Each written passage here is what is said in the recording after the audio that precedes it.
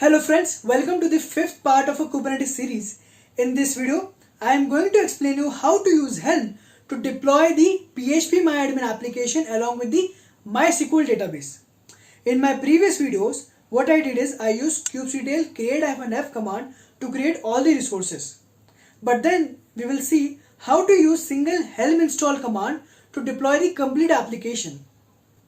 In this video, I am going to explain you how to create a Helm chart, how to package a Helm chart, and how to deploy the application using the Helm chart.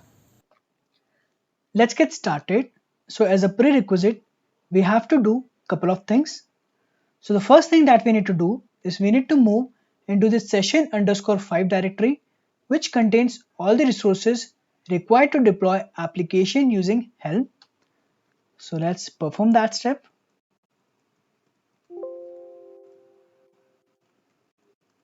So if you see, it contains all the resource file required to deploy an application. Now there are other prerequisite steps as well, such as enabling the Nginx ingress controller on your Kubernetes cluster and creating the NFS share. For those prerequisites, I will put the links in the description below.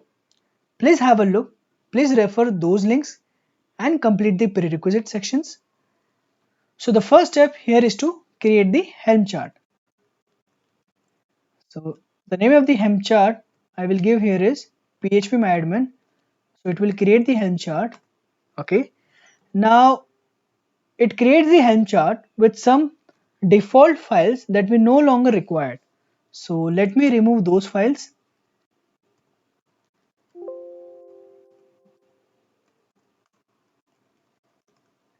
Now the second step is to copy all those resource files into this templates directory.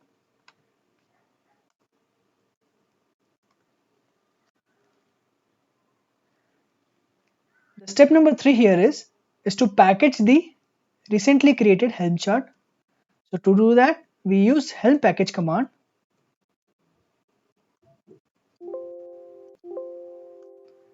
So it creates the .tgz file in the same directory. So here we have Helm chart as well and the .tgz file as well. Now let's deploy the application.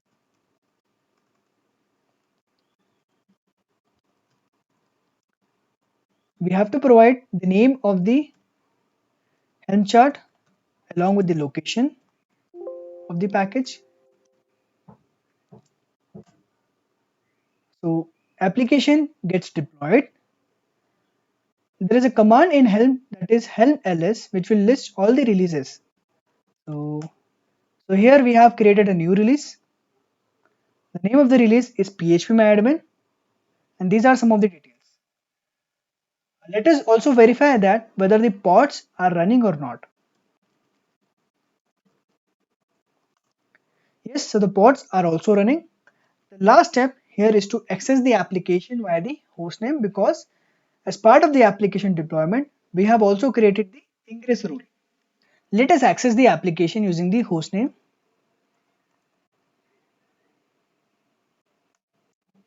So we are able to access the application via the hostname.